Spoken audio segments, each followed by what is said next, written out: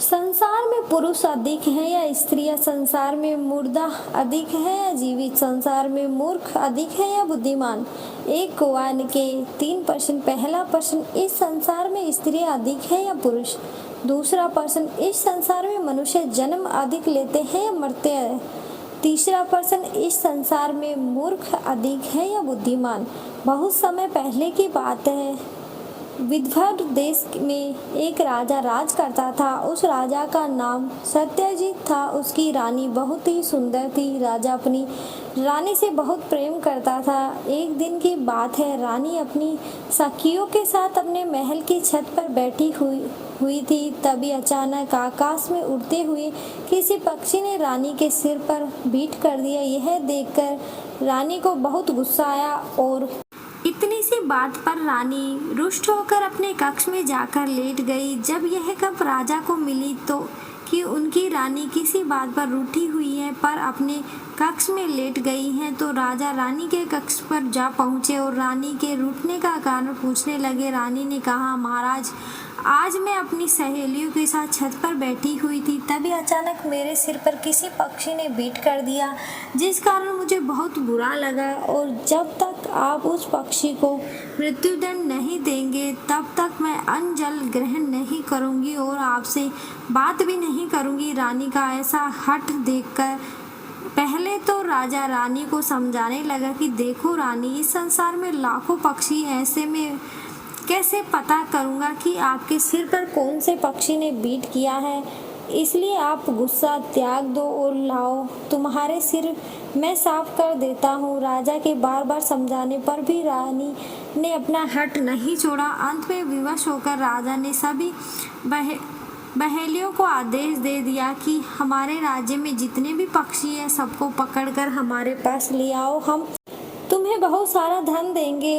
अब तो राजा का आदेश सुनकर सभी बहेलियां जाल बिछाकर पक्षियों को पकड़ने लगे। अब यह देखकर सभी पक्षियों ने इस बात का शोर होने लगा कि यहाँ का राजा सभी पक्षियों को पकड़वा उन्हें मारने वाला है। बस हम पक्षियों का दोष इतना है कि हम में से किसी एक पक्षी ने रानी के सर पर बीट कर दिया है। अब एक पक्षी की सजा सबको मिलेगी। यह कैसा न्याय हुआ? तो उन समस्त पक्षियों में से एक बूढ़ा पक्षी था जो बहुत ही बुद्धिमान था। उसने एक राजनीति बनाई और समस्त पक्षियों से कहा कि आप सब राजा के पास जाओ और जाकर के राजा से कहना कि जब तक हमारे मुखिया ना आए तब तक हम मत मारो। यदि वह राजा तुमसे पूछे कि तुम्हारा मुखिया कहाँ गया है, तो कह देना कि हमारे मुखिया 7 समुद्र पार किसी दूसरे देश में जटिल समस्या का समाधान करने गए हैं। सभी पक्षियों ने अपने मुखिया की बात मान ली। अब तो सभी पक्षी बहेलियों के जाल में फंसकर राजा के समक्ष पहुंच गए। राजा ने उनसे कहा कि पक्षियों में से किसी एक ने हमारी रानी के सिर पर बीट किया है, इसलिए हम अपनी रानी को खुश करने के लिए आप सबको मारने का आदेश देते हैं। क्या हमारे राज्य के समस्त पक्षी यहाँ पर आ चुके हैं? राजा की ऐसी बात सुनकर समस्त पक्षी एक स्वर में कहने लगे, महाराज, आप बेशक हमें मार देना, परंतु अभी हमारे मुखिया जी नहीं आए हैं। कृपया उन्हें आ जाने दीजिए, जो अभी 7 समुद्र पार दूसरे देश में समस्त एक जटिल समस्या को सुलझाने गए। समस्त पक्षियों की ऐसी बात सुनकर राजा आश्चर्य से पूछने लगे, क्या तुम्हारा मुखिया इतना बुद्धिमान है जो विदेश में न्याय करने गए हैं? तब तो हमें जरूर इंतजार करना चाहिए। इस प्रकार उस राजा ने उस मुखिया पक्षी का शाम तक इंतजार किया और शाम के समय जब वह मुखिया पक्षी आया तो राजा ने उसे अपने पास आसन में बिठाया और पूछा कि हे पक्षियों के मुखिया, आपको आने में इतनी देर क्यों हो गई? तब राजा की बात सुनकर पक्षी कहने लगा, महाराज, 7 समुद्र पार एक राजा ने पूछा था कि इस संसार में स्त्रियां अधिक हैं या पुरुष? जब इस प्रश्न का जवाब कोई नहीं दे पाया, फिर हमें निमंत्रण दिया गया तो हमने जाकर इस प्रश्न का उत्तर बताया। तब वह राजा उस मुखिया से पूछने लगा कि आपके इस प्रश्न का उत्तर क्या दिया? राजा कहने लगा, मेरे ख्याल में तो संसार में पुरुष ही अधिक है। तो वह मुखिया पक्षी कहने लगा, नहीं महाराज, इस संसार में स्त्रियां अधिक है। राजा पूछने लगा कि आपने किस आधार पर बताया कि इस संसार में स्त्रियां अधिक है? मुखिया पक्षी बोला, महाराज, इस संसार में जो पुरुष अपनी स्त्री की बात मानकर निर्दोष जीवों की हत्या करता है, ऐसा निर्दयी और अधर्मी पुरुष भी स्त्री के समान ही माना जाता है। मुखिया पक्षी की बात सुनकर राजा सोच में पड़ गया कि मैं भी आज अपनी रानी के कहने पर इन निर्दोष पक्षियों को मारने जा रहा हूँ। इसका मतलब है कि मैं भी स्त्री की गिनती में आ जाऊंगा। यही सोचकर राजा ने उन सभी पक्षियों को आजाद करवा दिया। सभी पक्षियों को बहुत प्रसन्नता हुई। उधर जब रानी को पता चला कि महाराज ने उन सभी पक्षियों को पकड़वा कर मारने की बजाय उन सभी को छोड़ दिया है, तो रानी ने अन्न जल का त्याग दिया और राजा से कहा कि महाराज, जब तक आप उन पक्षियों को प्राण दंड नहीं देंगे तब तक मैं अन्न जल ग्रहण नहीं करूंगी।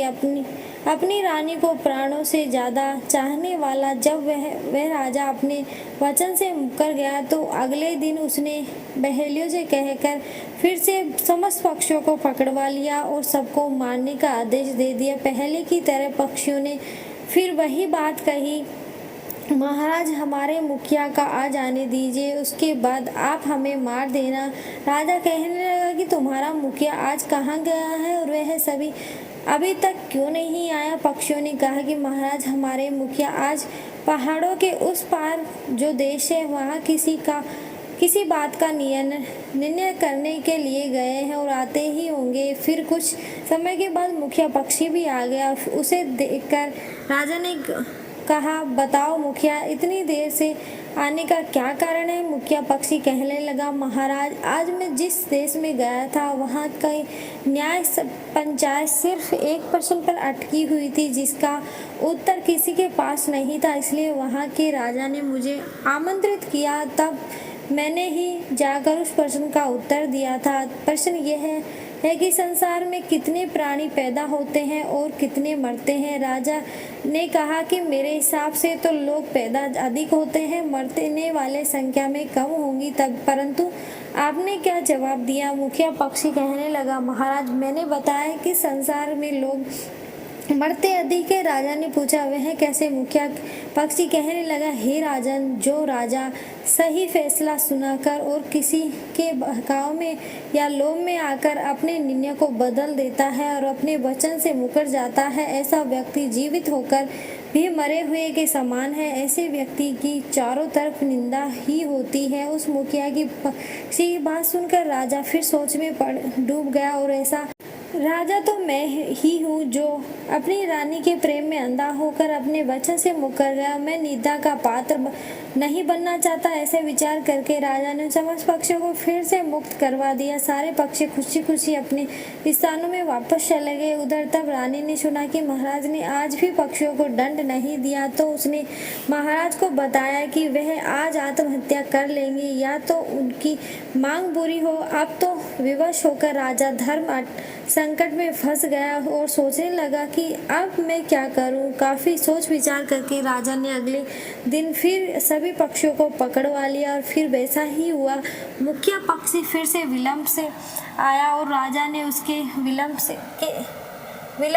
से आने का कारण पूछा, तो उसने बताया कि आज वह बहुत ही महत्वपूर्ण विवाद को सुलझा कर आ रहा है। किसी राज्यसभा में इस बात का विवाद था कि दुनिया में मूर्ख अधिक है बुद्धिमान। राजा कहने लगा कि इसमें कौन सी बड़ी बात है? संसार में बुद्धिमान तो बहुत अधिक है, मूर्ख तो 2-4 ही होंगे। क्या आपने यही बताया? तो मुखिया पक्षी कहने लगा, मैंने बताया कि संसार में मूर्ख अधिक है और बुद्धिमान लोग बहुत कम है, क्योंकि जो पुरुष अपनी बुद्धि और विवेक से काम नहीं करता उसके निर्णय में दूसरे लोगों की इच्छा शामिल होती है। धर्म अधर्म को जानबूझकर जो बुद्धि और विवेक से निर्णय नहीं करता, जो एक जीव की रक्षा के लिए लाखों की जान लेना चाहता है, वह मूर्ख ही तो होता है। राजन, आपके दरबार में सभी बुद्धिमान व्यक्ति आपकी हाँ में हाँ मिला रहे हैं, यह सभी मूर्खों की श्रेणी में ही आते हैं। आपके इस फैसले पर आपका विवेक